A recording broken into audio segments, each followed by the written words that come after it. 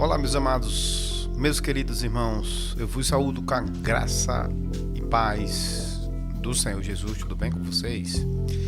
Olha, eu queria trazer para você uma reflexão nesse momento devocional, uma palavra muito interessante, tá? Que é exatamente a história de Jonas,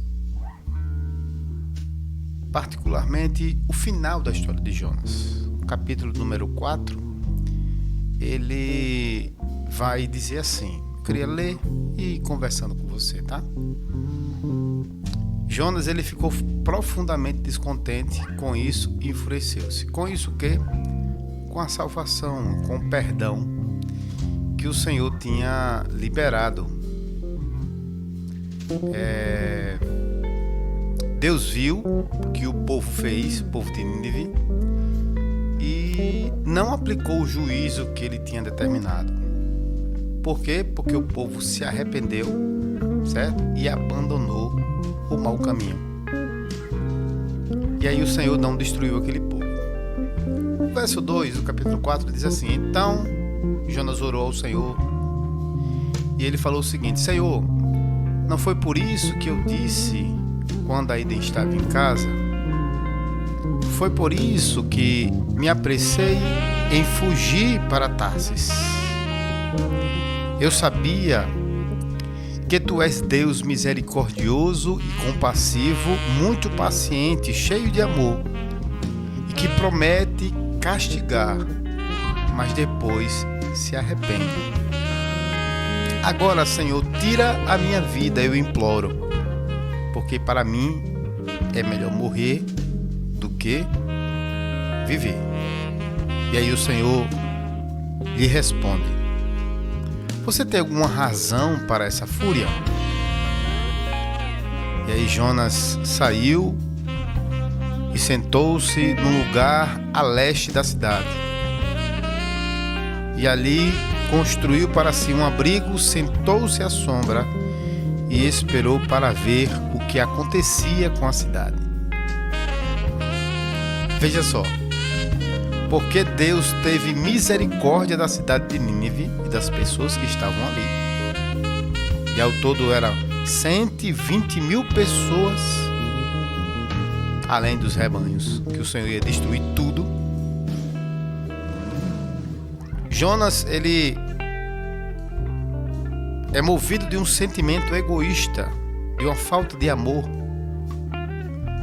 porque ele sabia que Deus é misericordioso e é compassivo, e se o povo se arrependesse, Deus não ia aplicar o juízo, antes ia salvar aquele povo que estava ali. Agora veja só, meus amados, o Senhor perguntou para ele: você tem alguma razão para essa fúria aí? Por que dessa fúria? Porque o Senhor salvou? Porque eu salvei, disse o Senhor, porque eu salvei aquela cidade. Qual a razão da sua fúria? E aí não teve resposta. Jonas não teve resposta, porque qual a razão para nós ficarmos furiosos quando Deus salva alguém? Quando as pessoas abandonam os seus pecados terríveis muitas vezes, mas se arrependem, se convertem ao Senhor, qual a razão que eu tenho para poder estar irado, com raiva de Deus por aquilo que Ele fez? Coração egoísta, né, irmãos? Pessoas que pensam que Deus é só para eles, só deles. Deus é daquele que se arrepende, daquele que se humilha, daquele que confessa os seus pecados e deixa. Segue o texto dizendo assim: Jonas saiu e sentou-se num lugar a leste da cidade, e ali construiu para si um abrigo, sentou-se à sombra e esperou para ver o que aconteceria com a cidade. Ele queria fogo, ele queria juízo sobre a cidade, ele queria que a cidade fosse destruída. Então o Senhor fez crescer uma planta sobre Jonas, para dar sombra à sua cabeça e livrá-lo do calor. E Jonas ficou muito alegre. Olha só, o misto de sentimento. Enquanto no coração dele havia tristeza, ira, ódio, egoísmo em relação à cidade de Nínive, o coração dele estava muito alegre porque cresceu sobre a sua cabeça ali uma planta que o Senhor fez crescer. E Deus fez crescer para livrá-lo do calor. E ele ficou muito alegre porque uma planta nasceu sobre a sua cabeça. E, no entanto, não tinha esse sentimento de amor em relação às vidas que iam ser salvas por Deus. Segue o texto dizendo assim, meus amados: mas na madrugada do dia seguinte, Deus mandou uma lagarta atacar a planta, de modo que ela secou. A planta secou. Ao nascer do sol, Deus trouxe um vento oriental muito quente e o sol bateu sobre a cabeça de Jonas, a ponto de ele quase desmaiar. Com isso, ele desejou morrer e disse: para mim seria melhor morrer do que viver. Mas Deus disse para ele: você tem alguma razão para estar tão furioso por causa dessa planta? Respondeu ele: sim, tenho.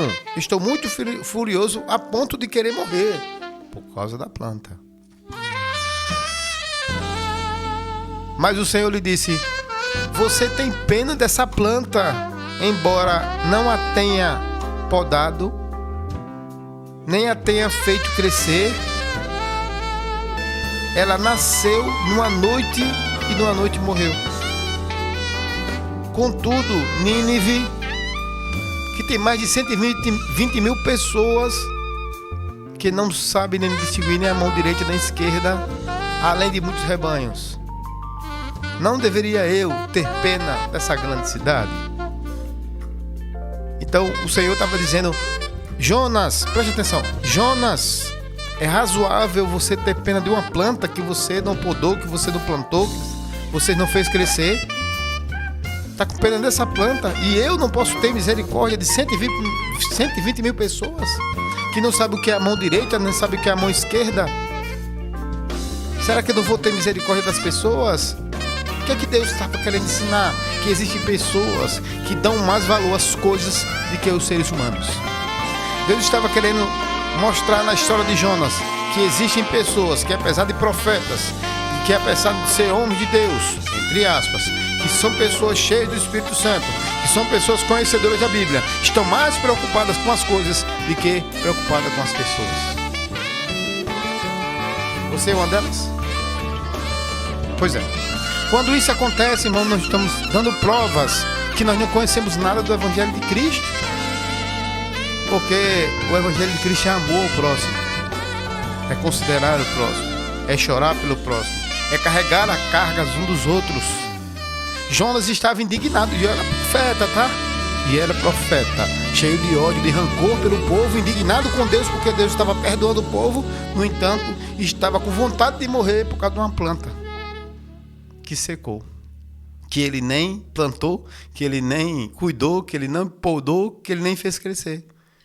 E Deus estava dando a prova para ele de que maior é o amor de Deus pelas pessoas, que nós devemos nos importar, né, com as pessoas, em detrimento das coisas. Por isso que preste atenção nisso, né?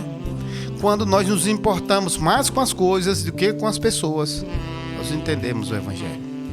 Como estamos preocupados com banco, com parede, com porta, né? E não nos importamos com as pessoas, com os seres humanos, nós não entendemos o Evangelho de Cristo. Amém, amados? Essa é a palavra do Senhor para nós. Que o Evangelho de Cristo esteja presente no nosso coração de uma forma que entendamos a valorizar as pessoas em detrimento das coisas. Mais vale as pessoas do que as coisas. Que Deus te abençoe. Guarda essa palavra no seu coração. Fiquem todos com Deus.